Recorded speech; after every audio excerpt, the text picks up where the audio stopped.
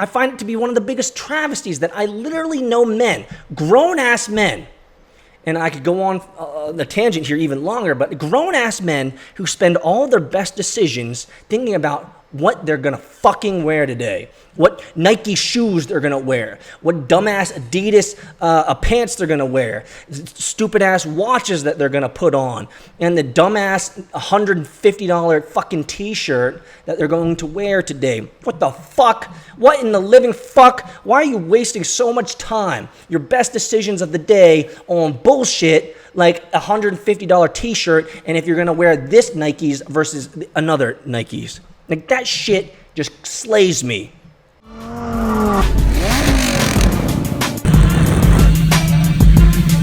I've built many startups. Most of them have failed. And so Bitcoin is exactly the place that I like to be. We're going to end it right there.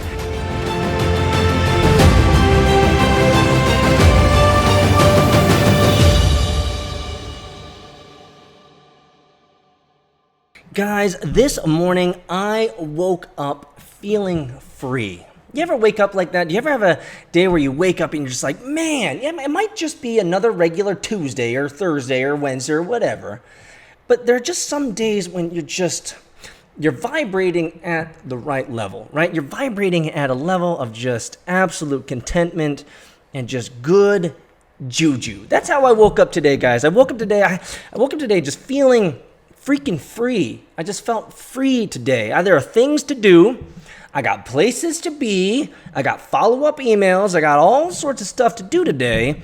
But I'll tell you guys, when I woke up this morning, I felt absolutely free. And you want to know why? It's very simple. Because no one is thinking about me. That's it. Nobody is thinking about me. And I want you to take this mind journey with me here, this mind exercise with me. And I want you to consider this. I woke up today and I felt liberated. I felt unshackled. I felt free. And the reason is because I woke up with the stark realization that there is no one in the world that is thinking about me. Now, consider your regular average day, a regular Tuesday or Wednesday or Thursday. Think about how much time, right? Just kind of lay back, think about this for a second, and think about how much time you spend deeply thinking about another person. Think about it. How much time, let's just say on an average Tuesday or an average Wednesday or an average Thursday, how much time do you spend deeply considering, deeply thinking, agonizing over another person? Now, this does not apply to you if you are in love or if you are infatuated with someone else. I remember the last time that happened, I was in fucking high school. I find it, is there anyone, if you're above 30 years old and you ever use the words, I'm infatuated with her or I'm infatuated with him, you have not matured. You are still a child, right? So this doesn't apply to someone who's in love or infatuated or is in a moment of jealousy with someone else, or if you have been spurned or if you have been hurt by someone else. And I highly recommend that if you are in a position of being hurt or in jealousy, you go back and check out my podcast on reprogramming pain. But let's be intellectually honest here, guys. Most of the day, you don't ever spend time deeply considering other people. This is what I want to talk with you about, because I have met so many people who spend so much time on image control, which you guys already know where I'm going to be heading with this entire segment today. Image control. Image control, it can be understood as making sure that we appear as we want others to think we really are. Let me say that again. Image control, and I wrote this down here, can be considered as making sure we appear as we want to others to think we really are. In another way of saying this, our exterior becomes more important than our interior. Now let's repeat that. Our exterior becomes more important than our interior values, our interior goals, our interior identity. You see, image control is one of those insidious things that infect us sometimes in life, where we feel like image control is so important, that we want to make sure that we have put our best foot forward, our best face first, right? And the problem is that we end up getting concerned about our image. We get consumed by it and sometimes even obsessed about things like how we look, what we wear. God, fuck. I can tell you guys, and this is something that I've talked about before, but please, as I take this segue, please remember this. I have met so many guys who literally spend the best decisions of their day, because we only have a limited amount of good decisions that we can make until we move into decision fatigue for the day. Let's be honest. One of the worst times to be making a really tough decision is probably about 7, 8 o'clock at night after you've had a long day of work, you're ridiculously tired, you're mentally strained, and you are just physically not ready to take it on. Your decision-making ability late in the afternoon, late at night, is not as good as when you are fully fresh. And so it is fascinating to me. I find it to be one of the biggest travesties that I literally know men, grown-ass men, and I could go on the tangent here even longer, but grown-ass men who spend all their best decisions thinking about what they're going to fucking wear today, what Nike shoes they're going to wear, what dumbass Adidas pants they're going to wear, stupid-ass watches that they're going to put on, and the dumbass $150 fucking t-shirt that they're going to wear today. What the fuck? What in the living fuck? Why are you wasting so much time, your best decisions of the day, on bullshit like a $150 t-shirt, and if you're going to wear this Nikes versus another Nikes? Like, that shit just slays me. There are other people that are consumed by, and look at me. You could put me in this category here. People are overly concerned about and consumed about and obsessed even when it comes to image control about what they drive. Look at me. I got a Lambo. I got a race car. Oh, right? About what they drive, what school they attended, what work they do, and what house they live in, what kind of life that they have, etc., etc., etc. People get so consumed on these things about how we look, what we wear, what we drive, the school we attend, the work that we, the life that we have, the house that we have, the wife that I got. And I have spent so much time, and you guys know this, talking about the bullshit of social media, of how none of that shit's real. The likes, the hearts, the thumbs ups, none of that is real.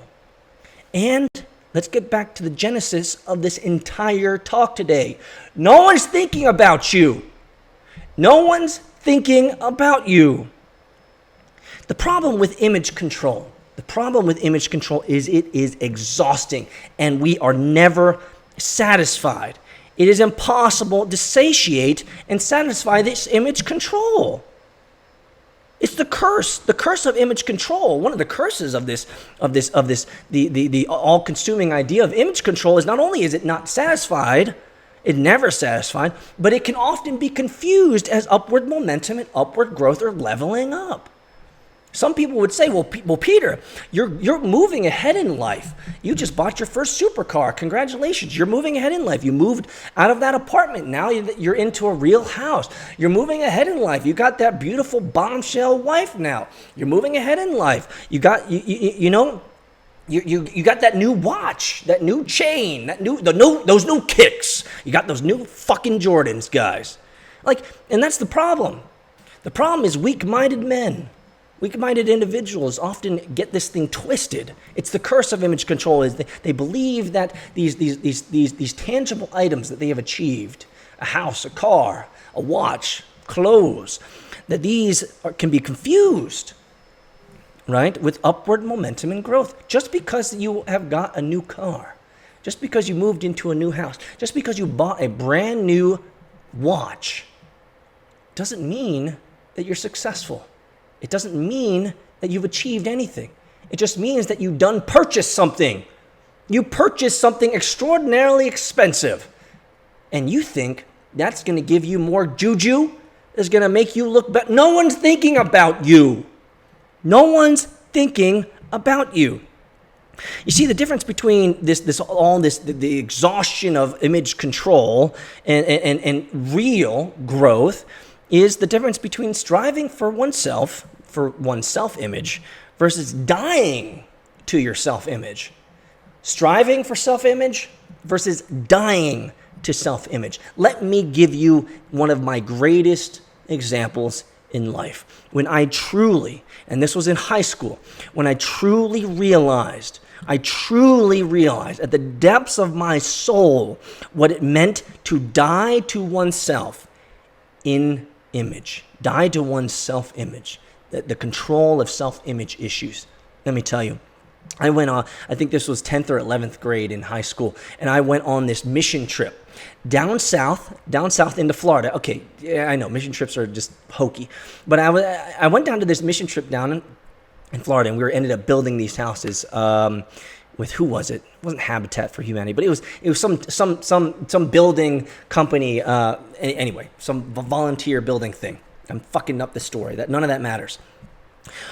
The only point that I want to make is while I was out there in the sweating heat with all of these other high schoolers who are complaining about the heat and about getting sweaty and about getting sticky and not having our Gatorade and not having our water, I watched our Pastor Richard, I saw him do things that made me question the man's sanity. It made me question the man's sanity in the beginning. But at the end, I realized that this man is free. The moment I realized that this man is free, after all the other things that I had seen. So this guy was sweaty, he was nasty, he was tearing shit apart, tearing down the walls, pulling stuff out, getting scratches on his arms, scratches on his legs, getting dust in his eyes. I mean, he had, eye protection, and he was wearing a t-shirt, and he was wearing boots and all that stuff. But I mean, he was going at it. His mission, and frankly, our mission as volunteers was to help tear down these houses and then help build them up again. Build up new ones. But I could see that this man was consumed by something greater than self-image. Yeah, he's a pastor. Yeah, maybe he's supposed to have that spiritual maturity, that mental maturity, that life maturity. Yeah, maybe he's supposed to have that. That's why he's a pastor. But as I saw this man work with no regard to his self-image, no regard to the scratches on his legs, the scratches on his arms, the tears in his pants, the tears in his shirts, the dirt that he was getting down the back of his shirt, and the sweat that was he was so profusely sweating, I began understanding something greater. And I'll tell you what flipped the switch as a sweat bead rolls down the back of my neck in this garage, because I'm there. I'm right where Richard is now. You know what it was, guys? You know what it was? In a certain moment, as we were pulling all this stuff out of this house, one of the girls screamed. She was like, "Ah! There's a dead cat in here. There's a dead fucking cat in here." Ah! She's running around. She's like, "I can't touch it. I can't do this. I can't do this." And you know what Richard did? You know what he did? No hesitation.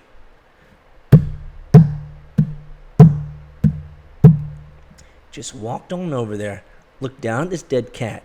No gloves, guys, no gloves. Just picked up this dead ass, maggoty looking cat with his bare hands. And you could see, as he was grabbed this thing, you could see some of like the nasty, like bodily goo, like kind of form around his fingers where he'd grabbed this thing. So he's feeling it all. The mush, the nasty, the maggots, the fly, just like, doesn't even matter.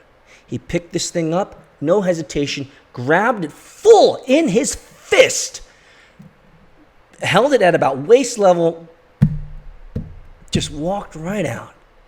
Threw it in a plastic bag, wiped his hands off, and got back to work. In that moment, my friends, I realized that there was a greater purpose in life, that there was a greater level of maturity in life, that there was a greater man that I could become. Because this man, Pastor Richard, he gave 0 fucks. He had 0 fucks to give about life and image control. He didn't care. Now, we as high schoolers, we're like, that's nasty, Richard. What are you doing? We were all grossed out. But I tell you, man, he showed me, and I'll never forget it. That's why I'm telling you the story now. I'll never forget The fact that this man had reached a higher level of maturity, a higher level of vibration, a higher level of spirituality, in which he had forsaken the image control issues. Zero image controls from this man. He is self-assured in who he is.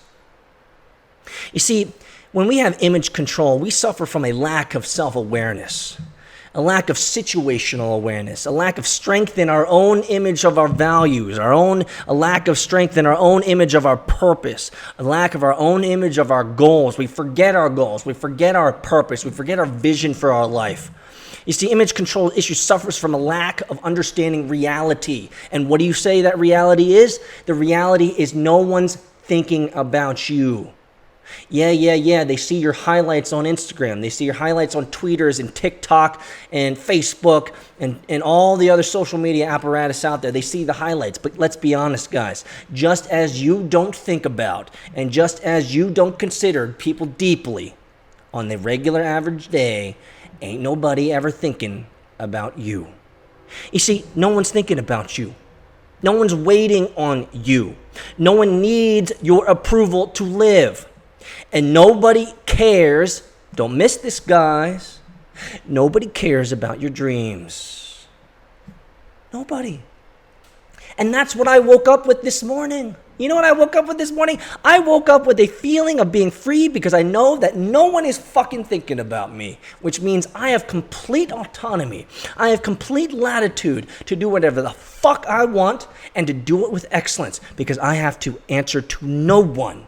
And I have to worry about my image to no one. I don't have to consider anyone except for those that I love, which are my 2 kids and my wife. So, I mean, let's even go more honest here. You know, I mean, why do you think I share this stuff on this show? Why do you think I do this podcast? This podcast is part of my dying to myself and allowing the world to see me for my real heart's intent.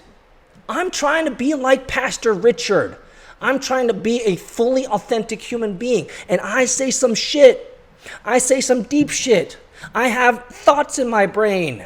And you know what? I'm one of the few that I know that can some way, I am able to communicate my innermost thoughts. And I hope that you appreciate them.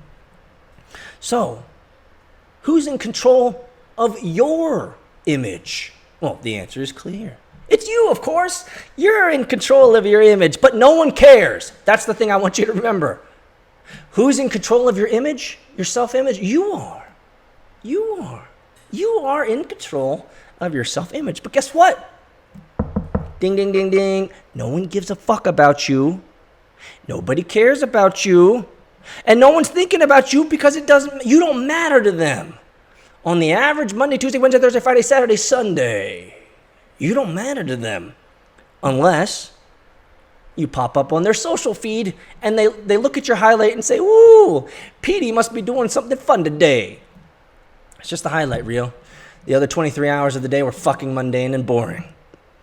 You see, we buy things to impress people that don't care about us, and we suffer the mental anguish of an image that doesn't matter. Let me say that again. I wrote this down.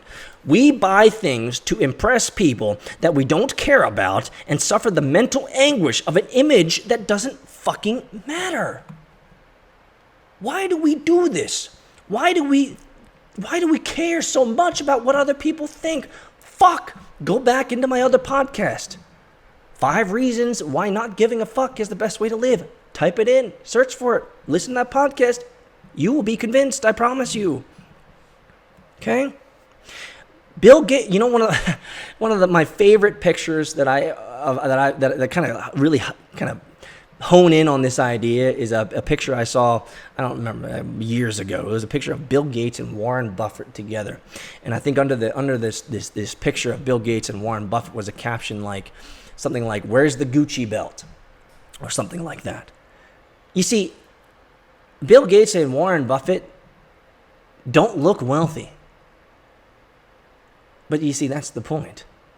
That's exactly the point. The goal, please don't miss this, guys. The goal is to be successful or be wealthy. Not to fucking look wealthy, not to fucking look successful. What's the point of looking successful when you're not actually successful? What's the point of looking wealthy when you're not actually wealthy and you're struggling? You're dying to make payments. You're dying because nobody cares. Why are you suffering so greatly and having such great expenses for an image that no one cares about? And let's be honest again, no one's thinking about you today. Let me give you a great quote from a German novelist, a German poet called Johann Wolfgang von Goethe. You've heard of him. Johann Wolfgang von Goethe. He said this, quote, "Nothing is more disgusting than the majority, because it consists of a few powerful predecessors, of rogues who adapt themselves, of the weak who assimilate themselves, and the masses that imitate without knowing at all what they want." Let me repeat this again. It's from Johann Wolfgang von Goethe, a German novelist. He said, "Nothing is more disgusting than the majority, because it consists of a few powerful predecessors, of rogues who adapt themselves, the weak who assimilate themselves, and the masses who imitate without knowing at all what they want."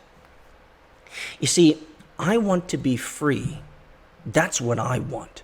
I want to not be considered so that I don't ever have to worry about my image. And frankly, I'll be honest with you guys, I'm damn near close to it. I am damn near close to it. Yeah, do I have a lot of years to live? Let's hope so. Will I continue to mature as an individual and as a man, as a father, as a husband? Absolutely. But am I getting closer to giving less and less and less of a fuck about image? I'm getting better, guys. I'm getting much better. So here's the question. I hope this was encouraging to you. Just be reminded that no one's caring about you, no one's thinking about you, and you don't have to worry about what you look like or what you... I am right now, guys. Look at this. Do you see this? See all this sweat? You see all this sweat? I am sweating up a storm. I got sweat dripping down my back here. Look at this. I got sweat dripping down because I'm in my garage, and I love it. Image control? Pff, fuck that. I smell like shit. What in your life have you been obsessed about? What in your life have you been thinking way too much about when it comes to image control? And where do you just need to let go?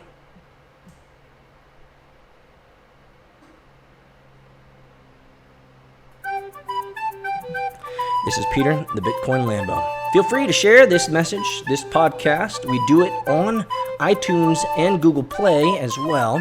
Subscribe, smash the like button, share it, do whatever you want. Just remember, no one's thinking about you. No one's waiting on you. Nobody needs your approval, and nobody cares as much as you do about your dreams.